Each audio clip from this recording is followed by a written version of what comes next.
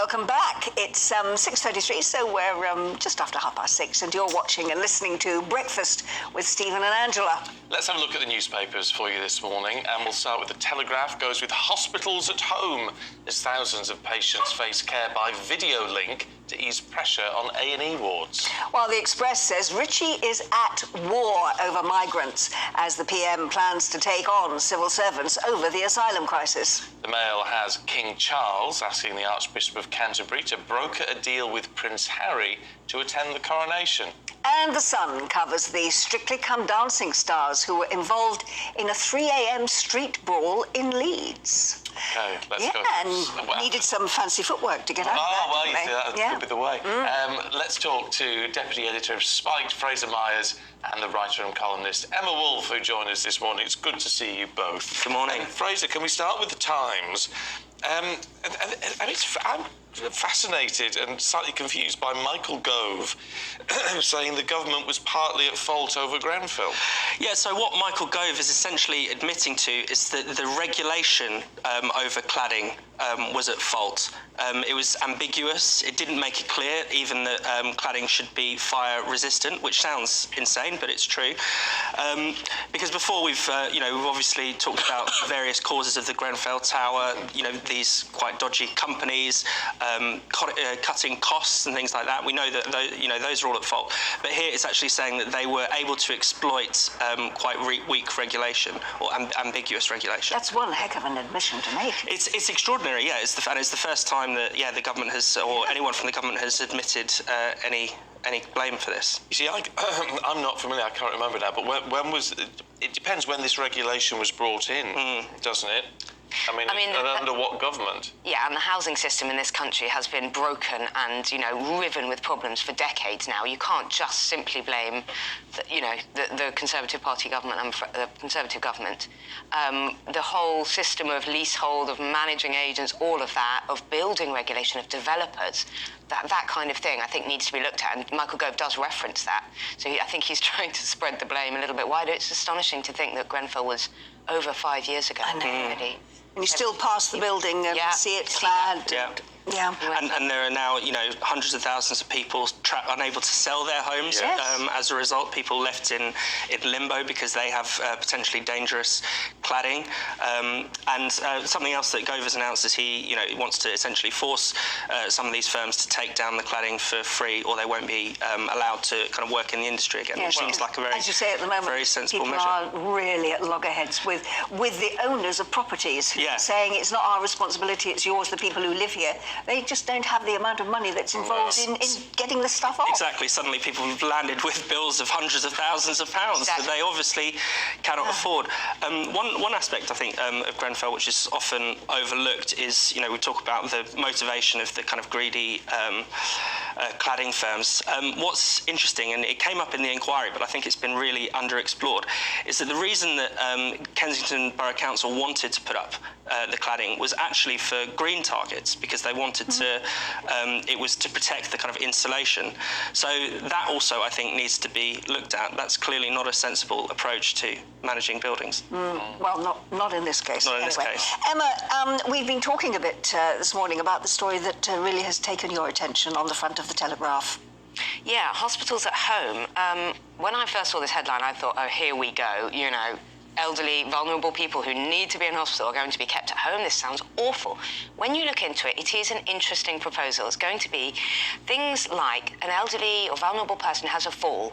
Paramedics, community nurses, as we used to call them, will go into their home and assess them at home and won't always take them in, won't always take them into hospital if they don't need to be there.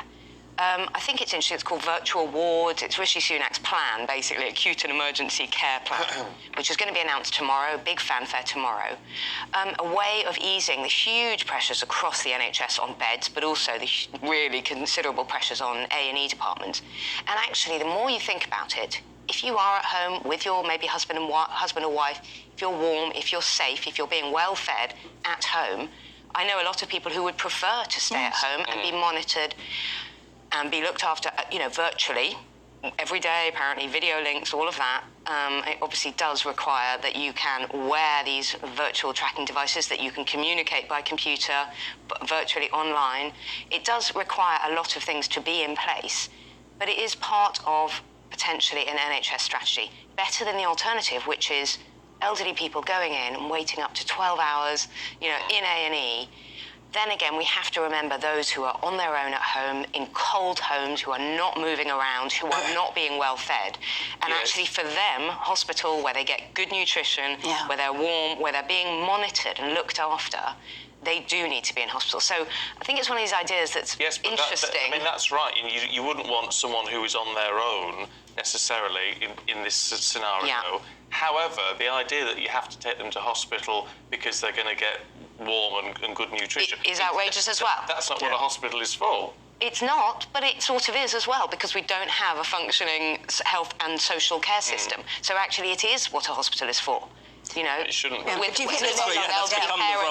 elderly parents or elderly relatives who've been in to these wards and can see that some people are in there and being just monitored and looked after. But you hit the nail on the head when you say health and social care. And actually, when Jeremy Hunt was Secretary of State, he wanted to have that merge, a much better merge between health and the health service and social care. We would not have this bed blocking, which is a horrible term, where people are not able to be discharged into a care home or into some kind of social care system, and they're in hospital where they don't actually need to be. I'm going to fly the flag. I'm going to fly the flag for St Mary's Hospital on the Isle of Wight again, because they solved this 3 years ago, and the rest of the health service should be looking at the example that they've done. Well, it can't be impossible. It isn't impossible. And yet, and we've got 14 billion more pounds going into it. Well, how much more are we going to pour into this? Keep hearing about the social care, reform to the social care, health and social care system. But social care is the key. And people would want to be in social care rather than in a hospital. They're not great places for people to hang out. I'll tell you where people don't want to be is in some of these hotels where migrants are being kept. Now, whatever your view on the migration situation, the Observer's reporting that children were being bullied and facing racism at an asylum hotel. Now, whatever your view, that is not acceptable. Yeah, this is a really disturbing story about one of these hotels that the Home Office kind of subcontracts its the asylum system to, essentially. And there are lots of child migrants, and they're facing bullying from staff. But also, one thing is that they basically feel as if they can't leave or go out or do anything. They feel that they're being constantly monitored. So there was the whistleblower talks about some children who are checked on every hour because they're worried they're going to abscond, but it's like torture because they can't even sleep because they're being checked on so constantly. So everything about it has gone wrong. So there are some children who are being under-monitored, who have been able to abscond. There are some children who are being over-monitored and are, essentially feel like they're imprisoned. And then other children who are being bullied and, facing racial abuse. I think it was supposed to be a temporary measure, wasn't it? It's supposed to be a temporary measure. It's become a big part of how we deal with migration, and that's, this is a terrible way to deal with this problem. Clearly we need a fully functioning kind of state asylum system. We can't just put people in hotels. It doesn't serve anyone well, and it costs a fortune as well. Isn't there also a suggestion that some of these children may have actually been taken by gangs here, and they're being used in drug trafficking, they're being used in prostitution? I mean, that is a horrendous consequence. Well, because a lot of them will have been trafficked over, in the first place, and then when you cross over on the small boat, then you owe someone. You owe someone your life. You owe someone a lot of money. So then these children are then taken to London, usually, where they're found jobs, and that's how they kind of pay back It's a mess all around, really. It's very disturbing. Yeah. It is. Emma, front page of the Mail, the King asking the Archbishop of Canterbury to broker a deal that will allow Harry to come to the coronation. Yeah. You read the story and find it is not just Harry on his own, but Meghan as well. Oh, of course. I think they come as a pair. Yeah. Oh, goodness me. Look, we're going to be talking about this right up to May the 6th, aren't we? And I'm so sceptical of these royal sources or Lambeth Palace sources or Harry and Meghan Mexit sources, because who knows really what's going on. This story makes King Charles look look like the better man, really. He wants to apparently... Should just point out that was the wrong headline there. The wrong headline. I think that was an early edition. An early edition. Okay. Yeah. So the story is that King Charles apparently wants the Archbishop of Canterbury, Justin Welby, who is close to Harry and Meghan. He christened their son Archie, to broker deals between his warring sons. So it makes King Charles look quite good, actually. I think right. So it's not brokering a deal between the King and Harry. It's between Harry and William. Well, they're saying between their warring sons. He wants to strike an agreement with his warring sons that would allow Harry and his wife Meghan to attend the Westminster Abbey ceremony, May the 6th. King Charles is really aware that otherwise, if he doesn't come, it could be more damaging. And apparently Harry might be open to, this is all, apparently. Speculation. Might be open to a deal where he gets a good seating plan and gets to keep his titles, which makes one think, oh, come on, that's so petty if it's all about the seating and where you are and all of that. And also the majority of people in Britain think that they shouldn't be invited in the first place. Well, but it depends about age. The majority, 3/4 of the young think that they are all for Harry and Meghan, and the Archbishop of Canterbury is keen, is close to them, it's quite sort of on their side. He likes Meghan a lot.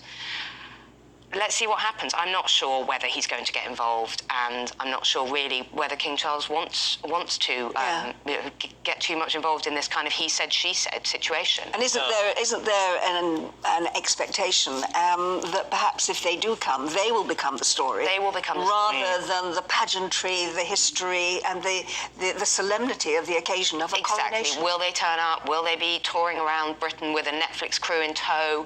But also, if they don't come, then that overshadows it in a different way. So it's a really tricky one. Maybe apparently, Harry wants to wait until the last minute and push his...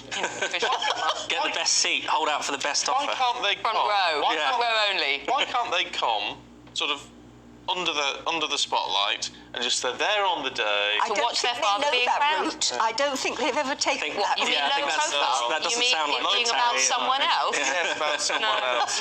No. And he wants his title. He wants to keep his titles. He doesn't want to be like Prince Andrew, stripped of anything. No. Have we got time for another one? Yeah. Oh, no. No. Because I wanted to talk about this North Pole donut. We'll talk about that next time. Emma, Fraser, thank you both very much. Thank you. See you next hour.